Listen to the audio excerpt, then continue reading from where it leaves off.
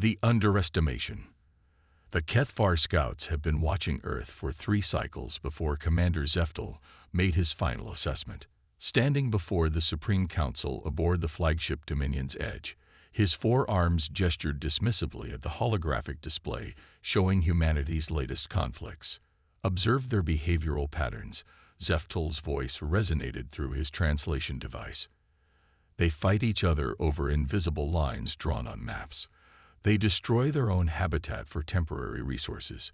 They cannot even agree on basic survival protocols during planetary disasters. The council members, their crystalline forms shimmering with approval, absorbed this information through their shared consciousness network. To them, humanity appeared as fragmented as the broken asteroids they harvested for minerals.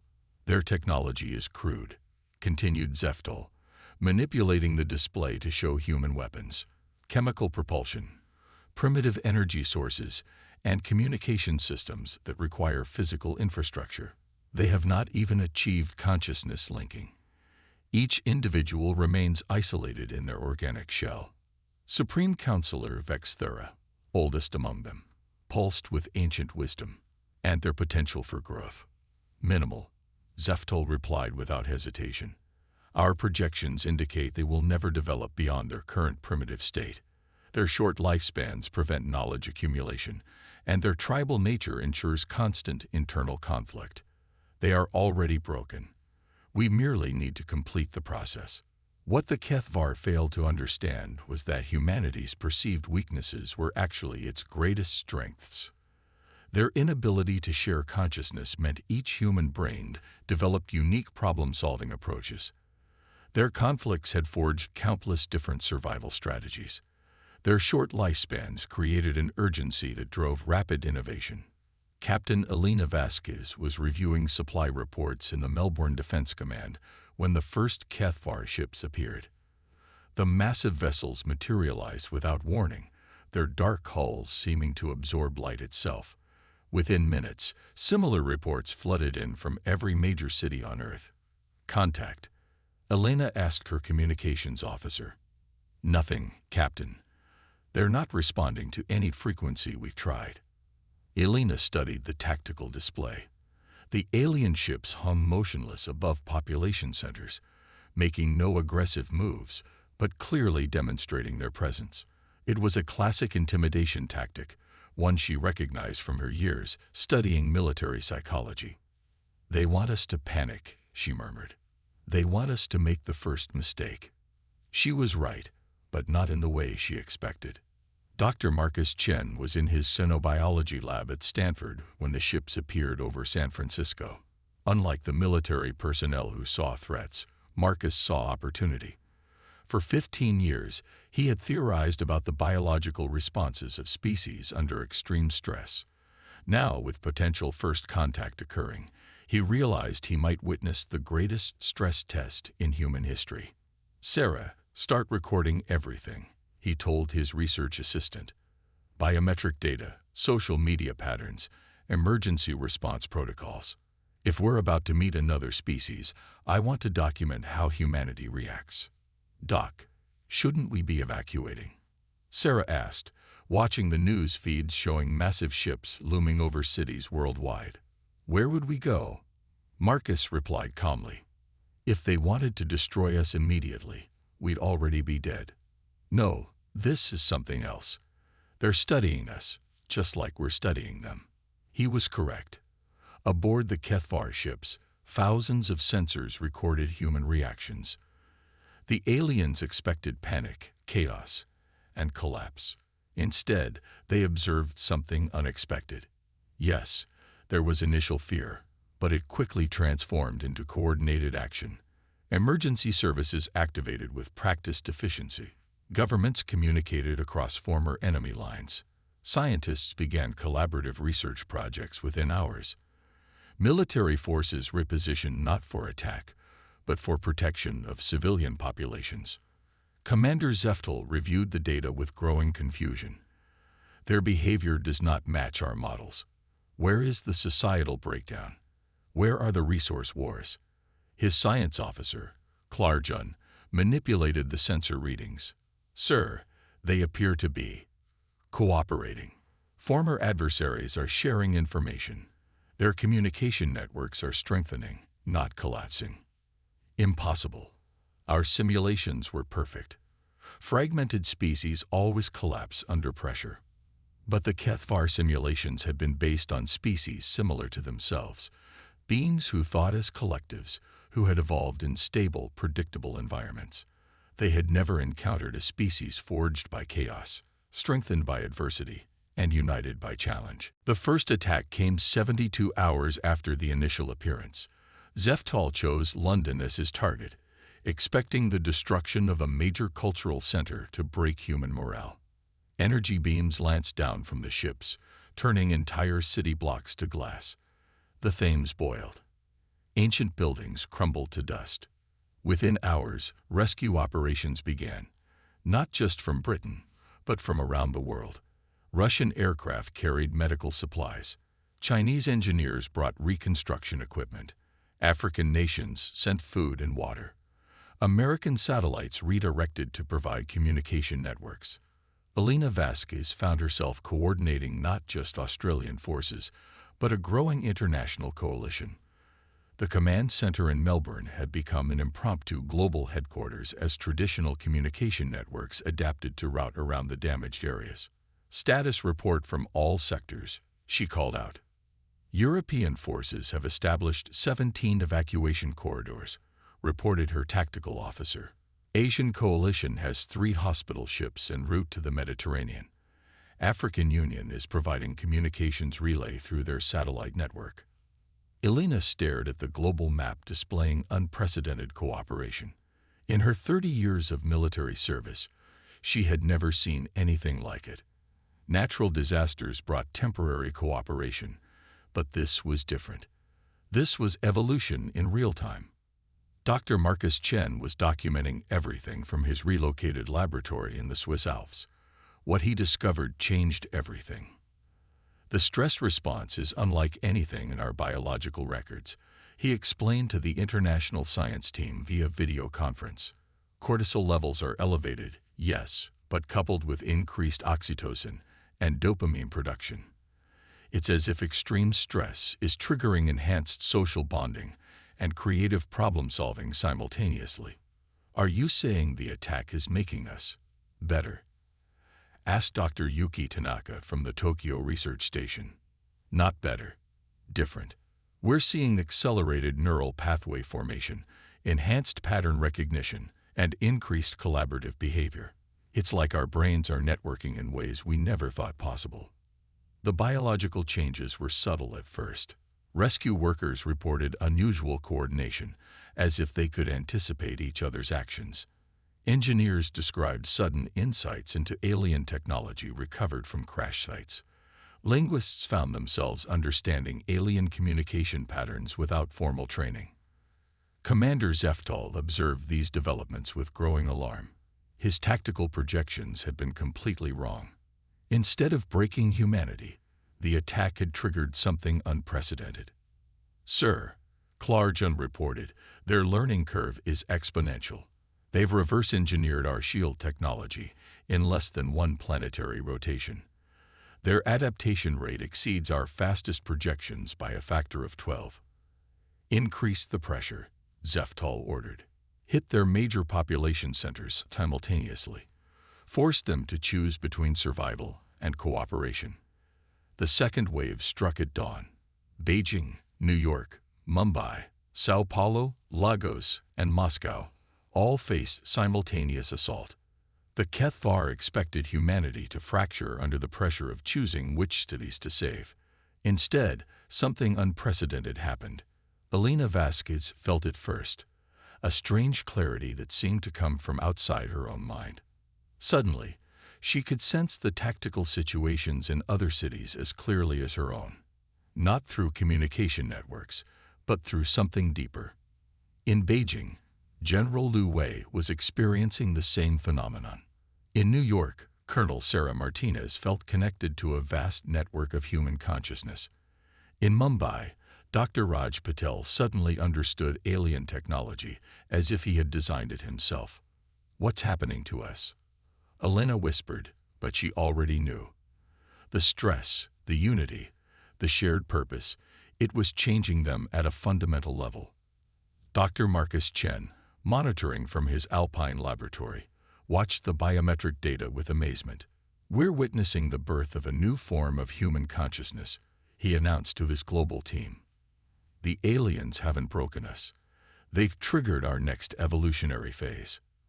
Across the planet, humans began to think, plan, and act as one species for the first time in their history. And the Kethvar, who had dismissed them as broken and primitive, were about to discover what happens when you underestimate the survival instinct of a species that had clawed its way to the top of the food chain on one of the galaxy's most dangerous worlds. The broken had become unbreakable. The weak had revealed their true strength.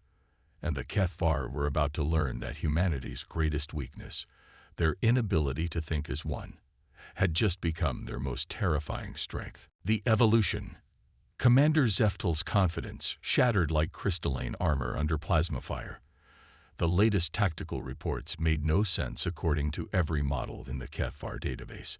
Instead of breaking under the simultaneous assault on their major population centers, the humans had done something impossible. They had become stronger.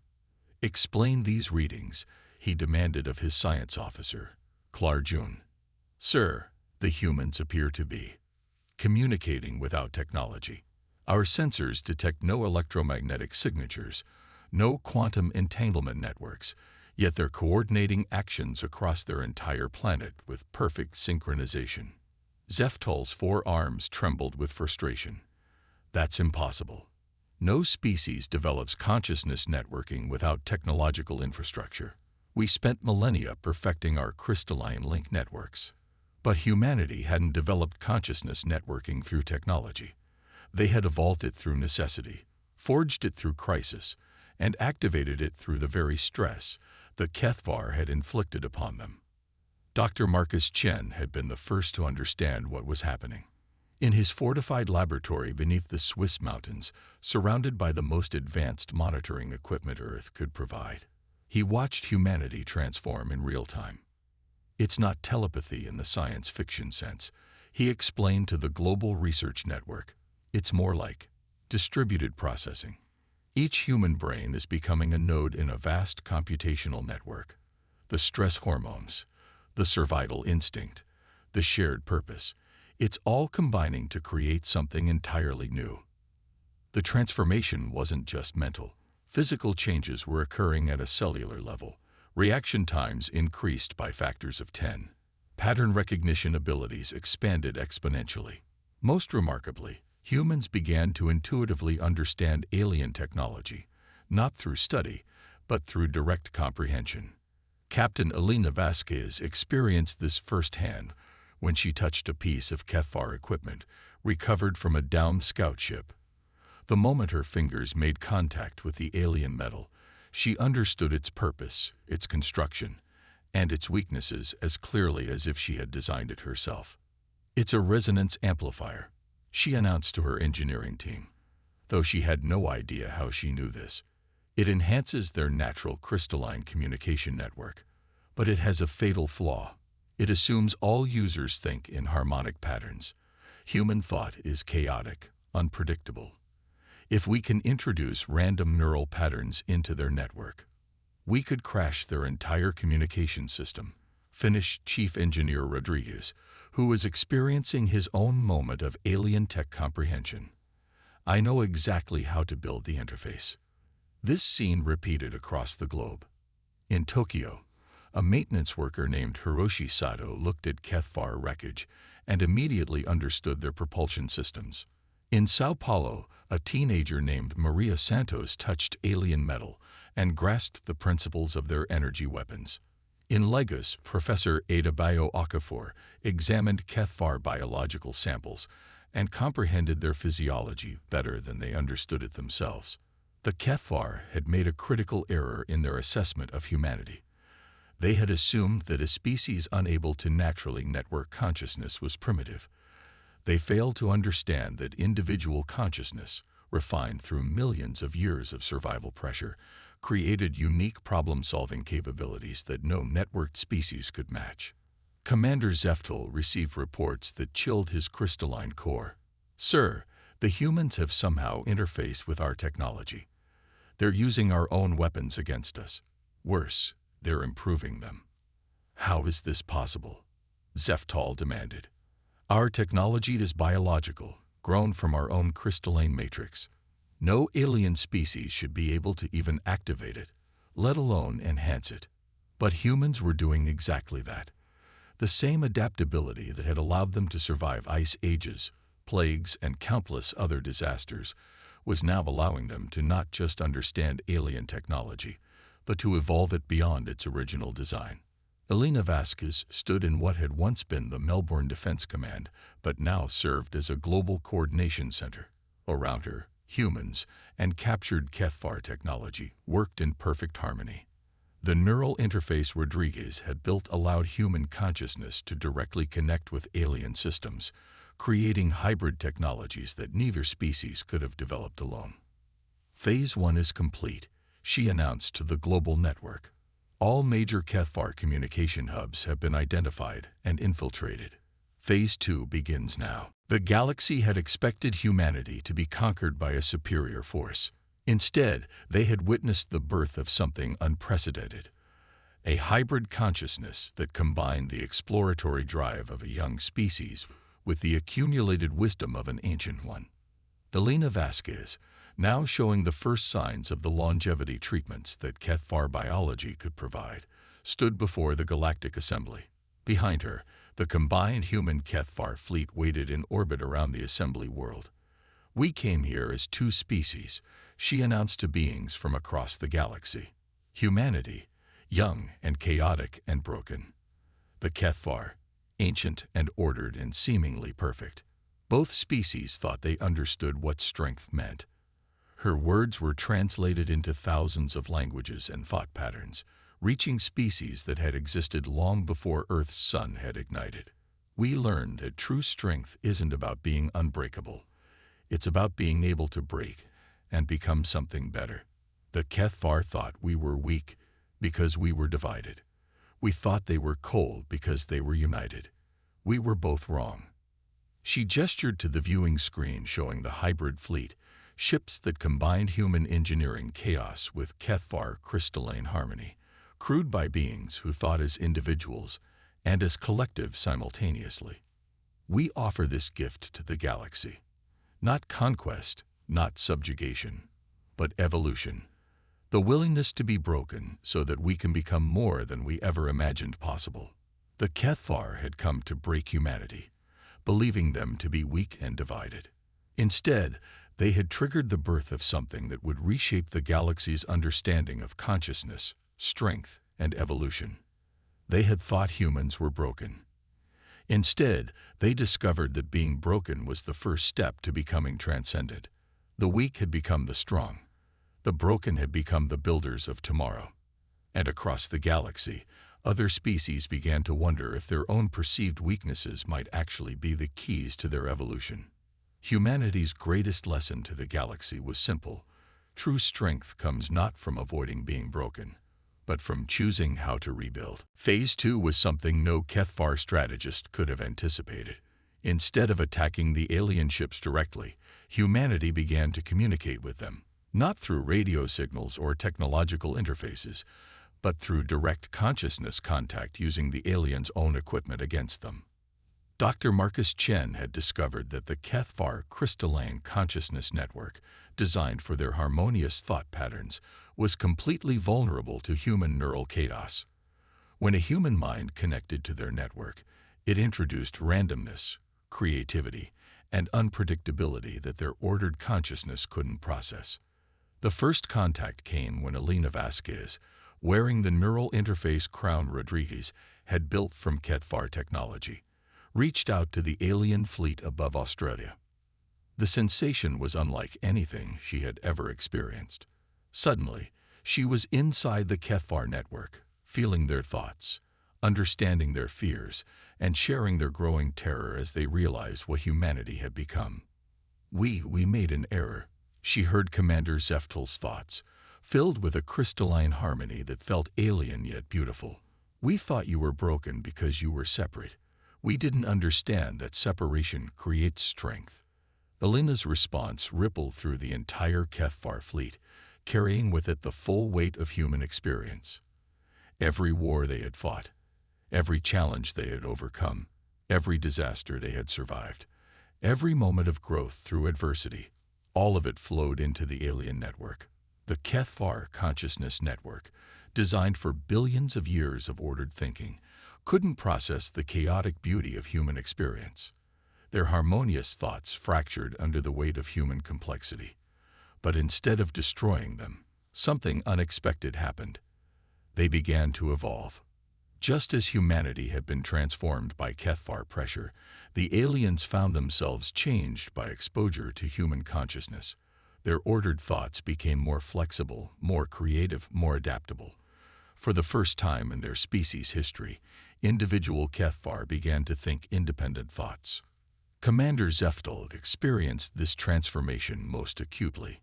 As Elena's consciousness touched his, he felt what it meant to be human, to be alone yet connected, to be weak yet strong, to be broken yet unbreakable. We came to conquer. His thoughts echoed through both networks. But we have been educated. The war that had lasted months ended not with victory or defeat, but with metamorphosis. The Kethvar fleet, their crystalline consciousness now enriched with human complexity, withdrew from Earth's atmosphere. But they didn't leave the solar system. Instead, they established a research station on Mars, where Kethvar and human scientists began the most ambitious project in galactic history. The creation of a new form of consciousness that combined the best of both species. The ordered wisdom of the Kethvar merged with the chaotic creativity of humanity. Dr. Marcus Chen, now serving as Earth's first xenobiological ambassador, stood in the observation deck of the Mars station, watching human and Kethvar children play together in the hydroponics bay. The young of both species were adapting to their shared consciousness network faster than anyone had anticipated. "They're creating something we never imagined possible," he told Elena, who had been elected as Earth's representative to the Galactic Council, a body that had been forced to completely revise its understanding of consciousness evolution. "We're all creating something new," Elena replied, her consciousness now permanently linked to both human and Kethvar networks. "They thought we were broken because we couldn't link our minds. We thought they were cold because they couldn't think independently. We were both wrong." The Kethvar hadn't been extinct as a species, but their old form of consciousness had died, replaced by something richer, more complex, and infinitely more capable. They discovered that their technological advancement had plateaued because their harmonious thinking prevented the creative conflict that drove innovation. Humanity, meanwhile, learned to maintain their individual creativity while sharing knowledge and purpose through the hybrid network. They kept their chaotic strength while gaining the wisdom of a species that had explored the galaxy for millions of years. 5 years after first contact, the joint human-Kethvar expeditions were making discoveries that neither species could have achieved alone. They found worlds where consciousness took forms neither had imagined. They encountered species that thought in ways that challenged both human and Kethvar understanding. But most importantly, they discovered that strength wasn't about being unbreakable. It was about being able to break and rebuild into something better.